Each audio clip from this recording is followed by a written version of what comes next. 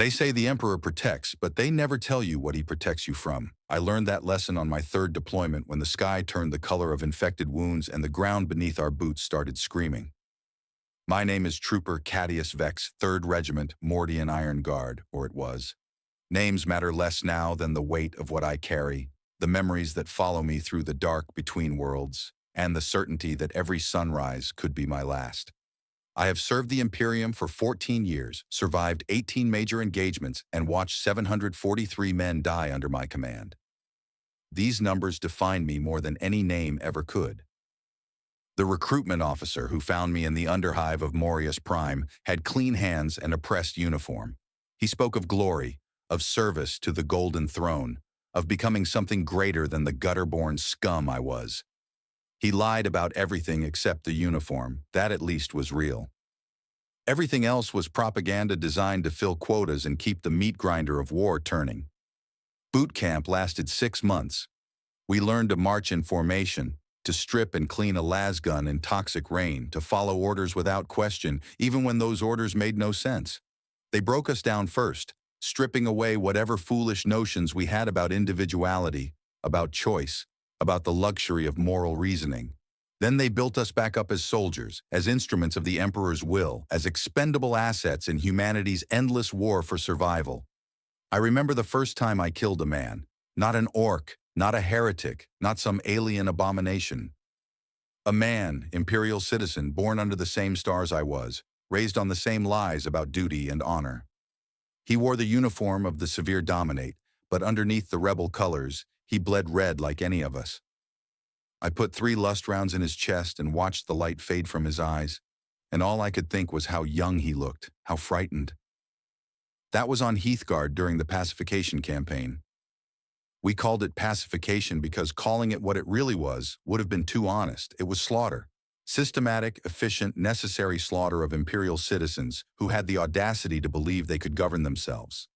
The departmental monitorum classified it as a training exercise, real bullets, real casualties, but training nonetheless. We were learning how to kill our own species before they sent us to kill the alien ones. The irony was not lost on me even then.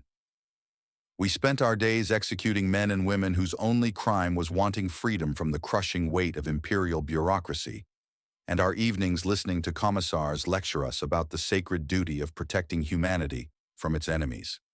The cognitive dissonance should have driven me mad. Instead, it taught me the first and most important lesson of military service. Truth is, whatever your commanding officer says it is. Heathguard smelled like burning promethium and rotting corpses. The rebels had sabotaged the atmospheric processes before we made planetfall, so the air was thick with industrial toxins and the sweet stench of decay. We wore rebreathers when we could, but supplies were limited and replacements were rare. Most of us learned to breathe through our mouths and ignore the way the poisoned air made our lungs burn. Adaptation was survival. Complaints were weakness. I served under Colonel Marcus Vra, a man who measured success in body counts and operational efficiency. He had been fighting rebels and heretics for 30 years, and the war had carved away everything soft in him, leaving only sharp edges and cold pragmatism. He never raised his voice, never showed anger or frustration, never displayed any emotion that might suggest he remembered what it felt like to be human. We feared him more than we feared the enemy.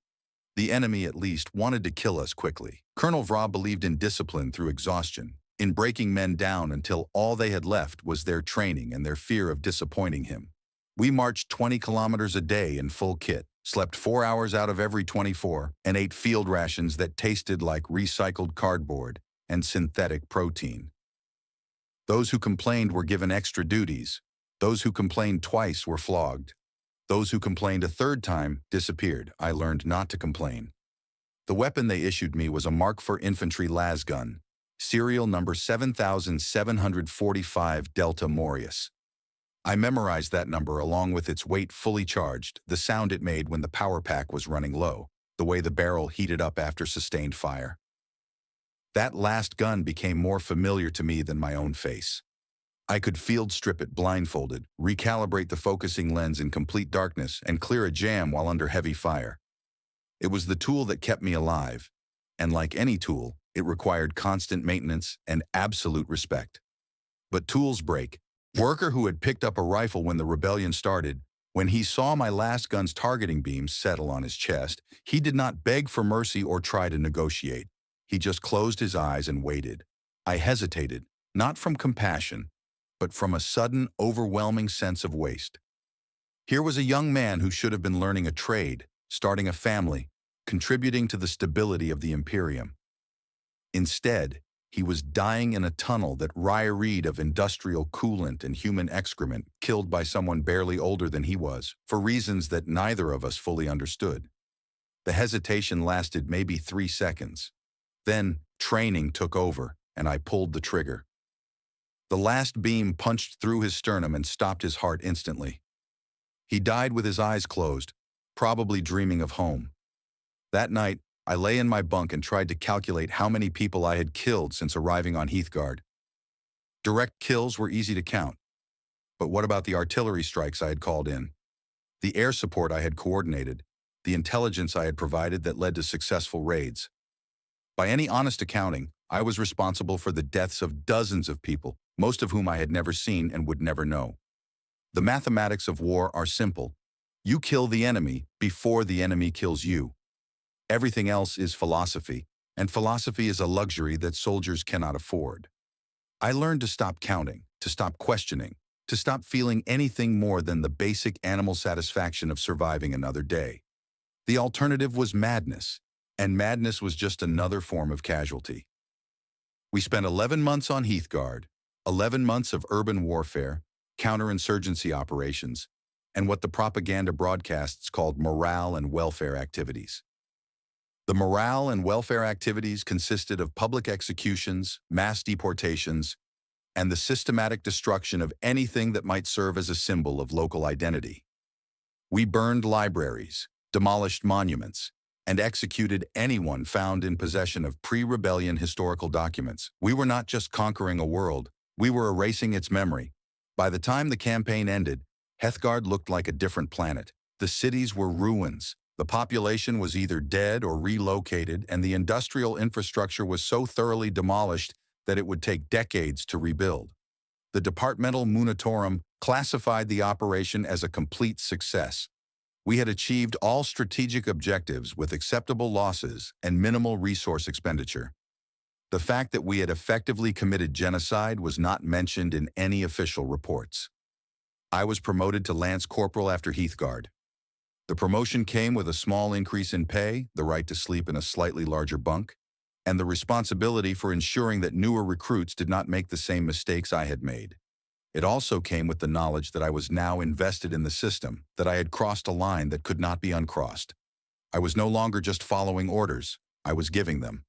The transport ship that carried us away from Heathguard was an old sword-class frigate named Emperor's Judgment. It had been in service for over 2,000 years, and every surface showed the accumulated wear of countless deployments. The corridors were narrow, the air recyclers wheezed constantly, and the artificial gravity fluctuated unpredictably. But it was clean, it was safe, and it was taking us away from Heathguard. For the moment, that was enough. Space travel in the service of the Imperium is nothing like the heroic journeys described in propaganda vids. It is cramped, boring, and uncomfortable, punctuated by moments of absolute terror when something goes wrong with the ship's systems or when we encounter hostile forces. Most of our time was spent in enforced idleness, playing cards, maintaining equipment, and trying not to think about where we were going next. The ship's crew treated us with the casual indifference that naval personnel reserved for ground forces. We were cargo to them, human freight to be transported from one battle zone to another. They had their own concerns, their own dangers, their own ways of coping with the endless war. We respected the boundaries, and they left us alone. Our destination was Carax Prime, a hive world on the border between Imperial space and the Ork-held systems of the Ghoul stars. Intelligence reports suggested that Ork raiders were using the world as a staging ground for deeper incursions into Imperial territory. Our mission was to locate and destroy the Ork bases, eliminate any human collaborators, and secure the world's strategic resources. It sounded routine. It was anything but. Carax Prime was dying, the hive cities were collapsing, the atmospheric processes were failing. and the population was fleeing to any world that would accept refugees. What remained was a mixture of die-hard loyalists, too. They extracted us from Carax Prime without ceremony, transferring us to a Navy transport that would take us to our next assignment. Before they left, their sergeant told Colonel Vra that our acceptable resistance had helped contain the Orc threat. High praise from the Adeptus Astartes. It did not make the dead any less dead. The journey to our next deployment took 6 months, most of which I spent in the ship's medical bay recovering from shrapnel wounds, and something the medics called combat stress reaction. Combat stress reaction was the official term for what happened when a soldier's mind broke under the pressure of war. The symptoms included nightmares, uncontrollable tremors, and the tendency to see enemies in every shadow. The treatment consisted of drugs, enforced rest, and stern lectures about duty and courage from officers who had never experienced real combat. I dreamed every night during those 6 months, dreams of Hethgard's poisoned air, of Carax Prime's burning sky, of all the people I had killed and all the friends I had watched die. The dreams were always the same: faces without names, names without faces, and the constant sound of lust fire echoing in the distance. I would wake up sweating, reaching for a weapon that was not there, calling out warnings to comrades who were already dead. The medical officer, a tired-looking woman with prematurely gray hair, told me that the dreams would fade with time. She was wrong. 14 years later, I still dream of Hethgard and Carax Prime. I still wake up reaching for my rifle. The only difference is that I have learned to suffer in silence to keep the screaming on the inside, where it belongs. Our next assignment was Talon, a desert world famous for its armored regiments and its endless campaigns against orc raiders, chaos cultists, and occasionally each other. We were attached to the 12th Tan Desert Raiders as replacement personnel, filling gaps in their ranks left by casualties from previous deployments. It was a privilege. We were told the Talon regiments were legendary for their skill, their courage, and their ability to win battles despite impossible odds. The reality was somewhat different. The 12th Talon was a broken unit, its ranks filled with shell-shocked veterans, green recruits, and men who had been deemed unsuitable for service with more prestigious formations. They had been fighting continuously for 3 years, rotating between different combat zones, without ever returning to their home world. They were tired, bitter, and held together only by the iron discipline of their officers and the shared understanding that desertion meant death. Colonel Vra was transferred to another unit, replaced by Major Kellians, a Talon officer who had earned his rank through 30 years of service in the Desert Wastes. Majorasaurus was everything Colonel Vrain had not been: emotional, unpredictable, and prone to making decisions based on instinct rather than careful analysis. His men loved him for it. They also died for it in numbers that made our casualties on Carax Prime look modest. Talon itself was a world of endless sand, scorching days, and freezing nights. The native population lived in underground cities connected by vast tunnel networks, emerging only when necessary, and always with heavy protective gear. The surface was home to sandstorms that could strip flesh from bone, temperature variations that could kill an unprotected human in minutes, and creatures that had evolved to thrive in conditions that would challenge even the most advanced technology. We spent 2 years on Talon, fighting a rotating cast of enemies who seemed to emerge from the desert like mirages. Orc raiders from the outer systems, chaos cultists who worshipped the endless storms, and occasionally other Imperial forces who had gotten lost in the wasteland and decided that we looked like a threat. The desert was neutral in these conflicts, killing everyone with equal enthusiasm regardless of their allegiance or their cause. I learned to navigate by the stars, to find water in places that looked completely barren, and to sleep with sand in my eyes, my mouth, and my equipment. I learned which creatures could be eaten safely, and which ones would kill you just by touching them.